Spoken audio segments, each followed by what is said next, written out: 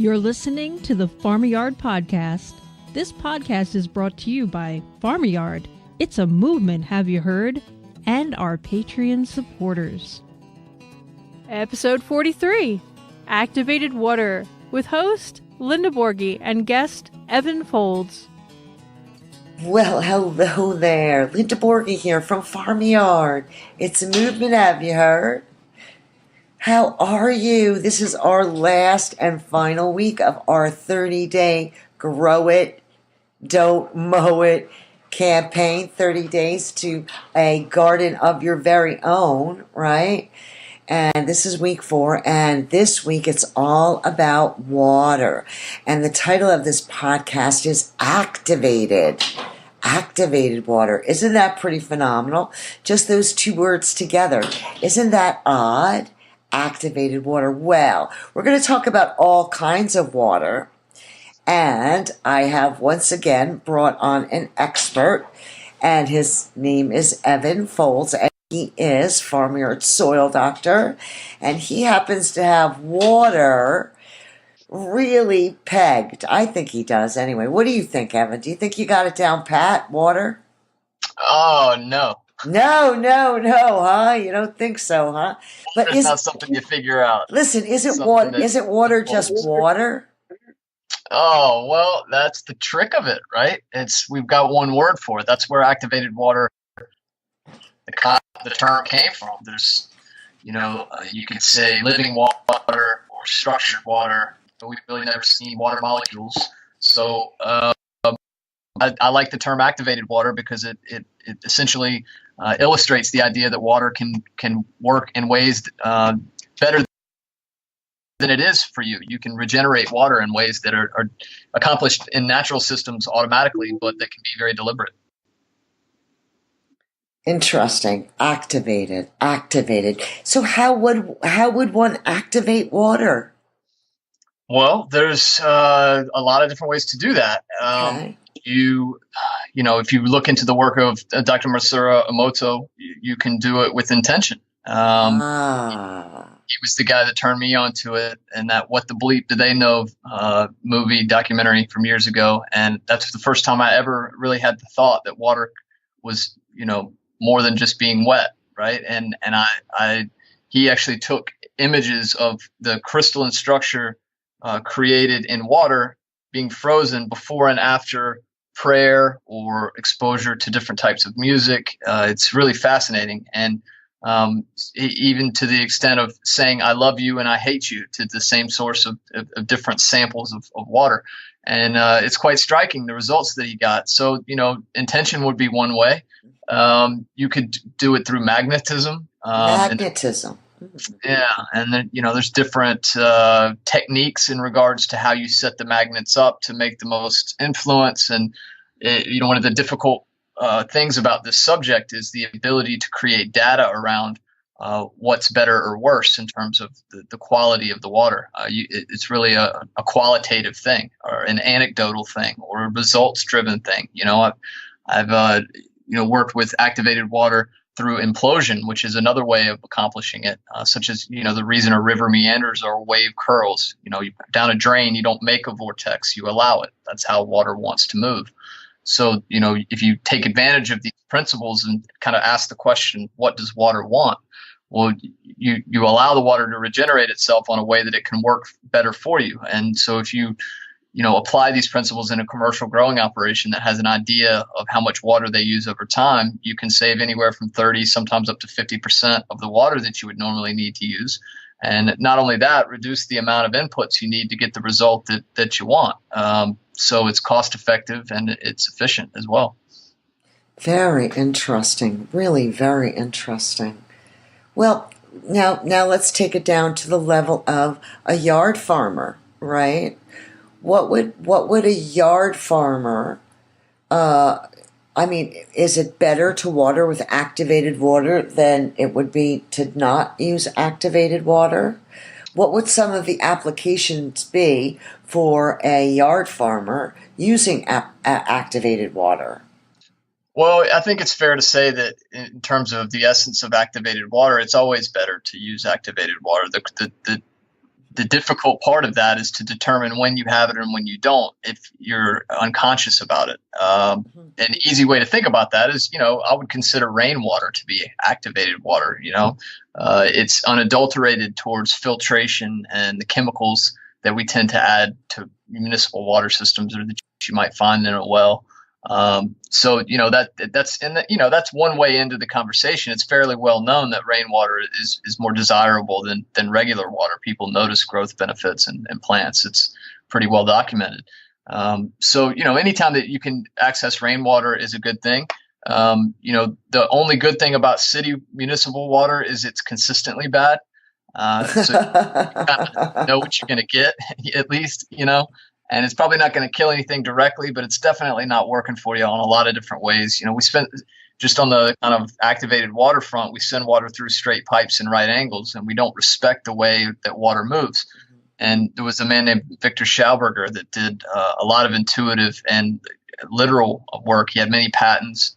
There's a book called Living Energies by Callum Coates that is phenomenal in regards to the technical nature of his life's work. He was known as the water wizard, and he championed the concept of implosion, and basically implosive energies being regenerative and explosive energies being destructive. And if you look across how energy is used in the world, it's pretty uncanny how true that is. So he intuited that. Being a forester in Austria, he spent months at a time in the woods by himself and created a relationship with water and saw how it moves in streams and how fish would stand still in a moving current and how an eagle might spiral to catch the fish in the water, and all sorts of different kind of universal themes towards the spiral, and built technologies that represented that intuition, and amazing stories. This one real quick, he built a log flume for the I think it was the king and the queen of Austria at the time, and we didn't have heavy machinery. And he imagined that if he built this flume that followed the lay of the river, and he used the temperature of water, the density carrying capacity of water is highest at 39.2 degrees. There's a lot of anomalies in water. We could be here for days talking about them, but essentially he conditioned or activated the water to such an extent that it could move, and it moved these huge logs through this log flume, and it took him a year to build it. And it's amazing to think about. And, there came a point in which they turned it on to see if it worked, and it did. So that was kind of what made him famous in Europe. And he went on he actually ended his life in Austin, Texas, and the U.S. government kind of swallowed a lot of the technology that he built. And there's a lot of it we don't know about. What we do in Callum Coates' book comes from his grandson. So it's quite a fascinating story. But, you can build contraptions. I've built many compost tea brewers that have vortex style implosion aspects to it. And, one of your favorite things maybe you could talk about is stirring water back and forth in a vessel, kind of along the lines of biodynamic agriculture and what Rudolf Steiner suggested doing for the preparations. That's a very accessible way of doing it. So I'd say there's a number of different ways that you could access it as a homeowner.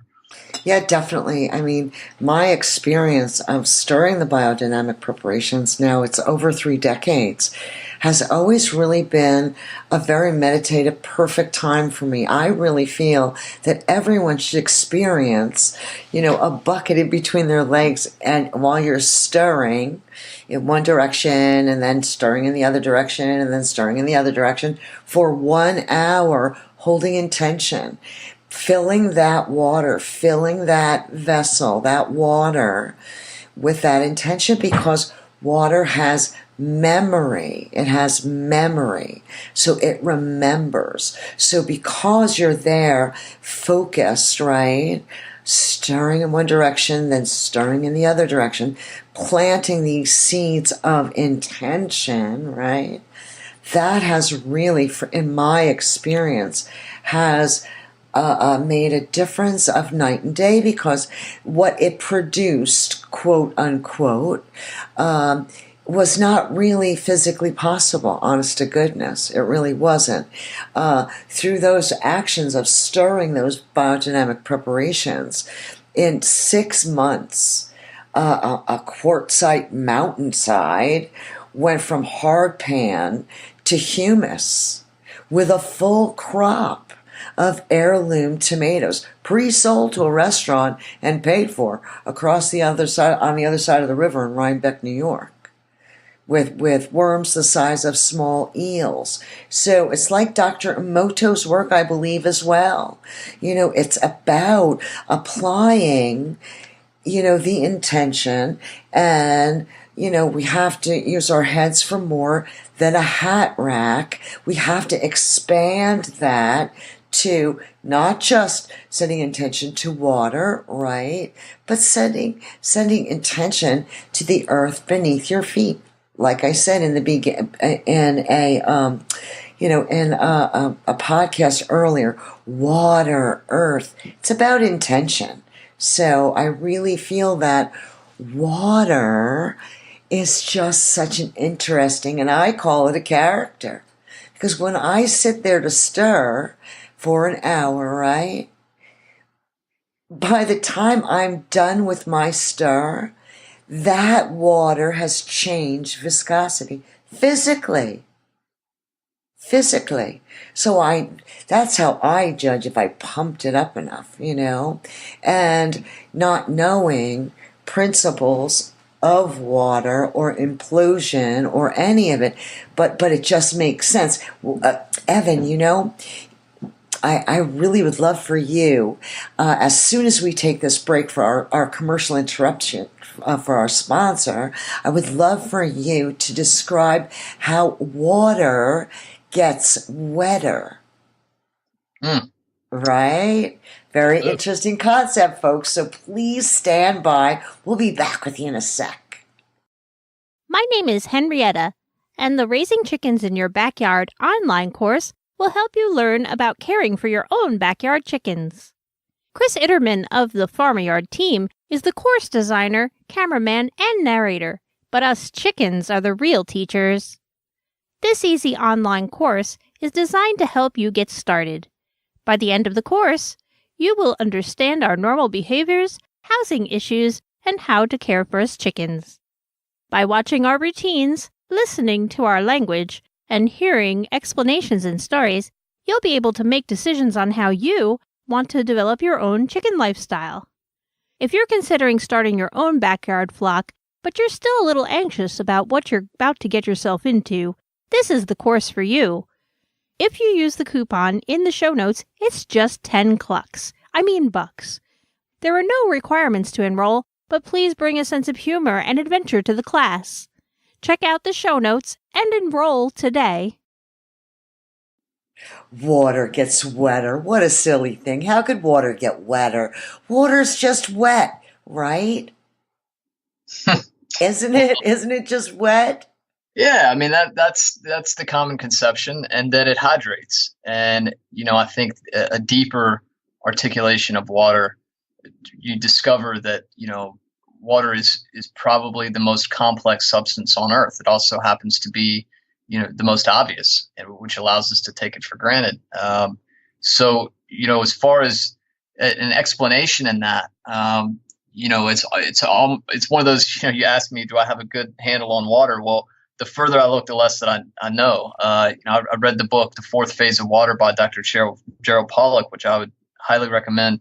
And, he asked some really penetrating and amazing questions in that book. And part of what was so interesting to me was his foray into the history of water research. And if you think about it, water is the worst control ever. It's the universal solvent. And in the scientific method approach of modern popular science, you have to replicate the experiment in order for it to be relevant and championed as truth in the scientific world. And that involves, like, if you introduce a publication request to the journal Nature, well, they're going to look at your data, and then they're going to send out a team of people from their organization to replicate your experiment in their own lab and in your lab. And then 4 other people have to replicate that experiment for it to be peer reviewed. So what happens is, to cut to the chase, like, you're doing an experiment where you isolate H2O. That only really happens in a vacuum in lab conditions. It doesn't happen anywhere in nature. Water is trying to fill its electrical potential. So, this idea of water picking things up, it made the Grand Canyon. right? I mean, that's what it does. So if you've isolated H2O and been successful in that, and you store it in these capillary tubes to perform your experiment, well, it's going to pick up silica from the glass. And the replicated experiment is going to pick that silica up in its analysis, and that's a contaminant, according to the experiment. And therefore, all of the research is thrown out. So that, in a nutshell, is why water research has never really been championed by any of the great minds of science. The Russians in the 50s knew the anomalies of water and what Pollack is bringing forward, and the French in the 70s. But some of the greatest minds of those generations basically lost their life's work because of this anomalous nature of water. So, I think I've seen reference to over 90 different parameters of water that can be measured or manipulated. So it's an extremely complicated, but a really simple way of thinking about it, to your point of, how do you make wetter water, is, to think about it in terms of surface tension. Most people are familiar with the water striders on a lake, or, the meniscus of a glass. Water kind of has this polarity that allows it to hug itself. The negative oxygen attracts the positive hydrogen. It's called hydrogen bonding.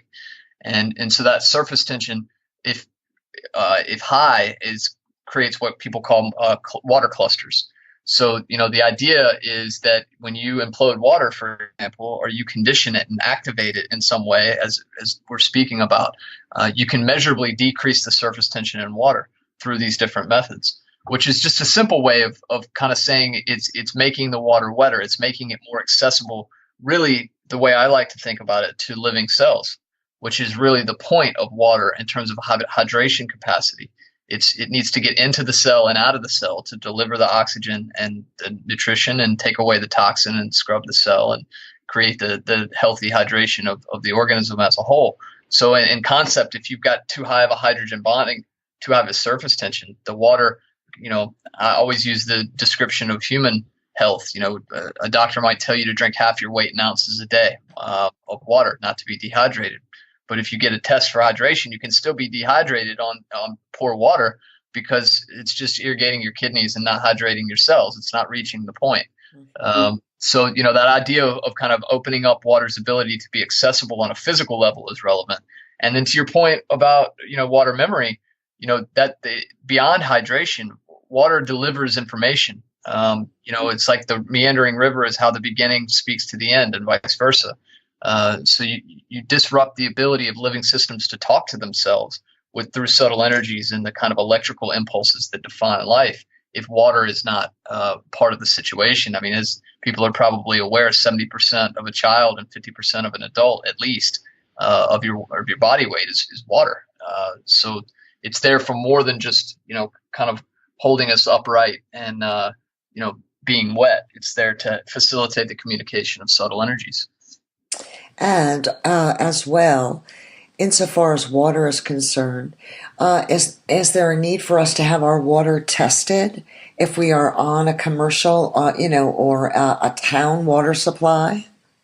Yeah, well, that's a good question. It's yes and no. I mean, I mentioned the city water. It's consistently bad. Your city should report to you through a mailer or some method, and your city may be owned publicly, which my town, Wilmington, North Carolina, used to be, but it was actually mandated to the Cape Fear Public Utility Authority, which is a private organization. And there's some controversy around that, but the bottom line is that they have to report to you about the constituents of your water and manage that accordingly, according to their mandate. So, that's the one decent thing about city water. They're at least going to report to you. If you have a well, it's sort of a crapshoot. It could be the best water in the world, and it could be completely contaminated. And there's really no way of knowing without testing it. The problem with testing it is that there's not a standardized test for contamination in water. There's so many potentials for contamination that you really have to, it's kind of a needle in a haystack. You have to go looking for the contamination to find it. So, keep your wits about you. And if you have, if you're on a well and you're having strange issues with your plant growth or some scenario that doesn't make sense, or you can see visible residues occurring, it's definitely helpful to send it to a lab and try to understand at least the beginnings of a type of issue that you might have. And start to send intention to that water coming out of your hoses and out of your faucets. Indeed. Because, like I've said on many and other podcasts, there was a point in time where we thought the earth was flat.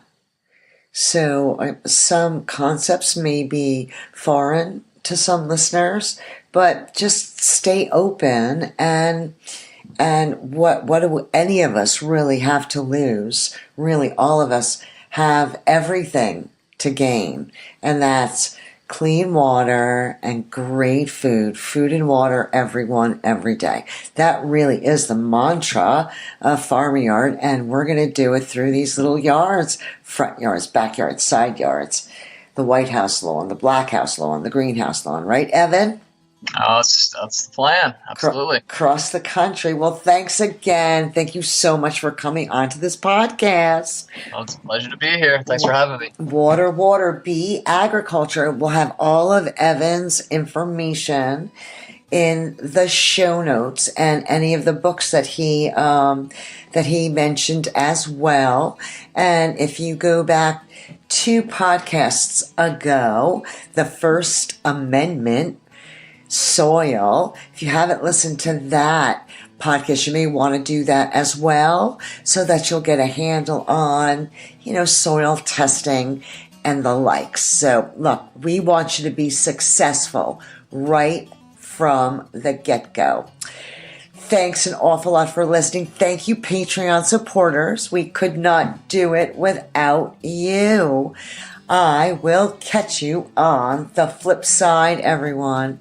And until then, go farm your yard.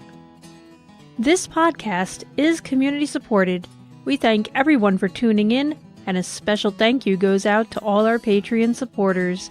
If you enjoy our content, please subscribe and share. You can help support us through Farmyard, all one word, on patreon.com.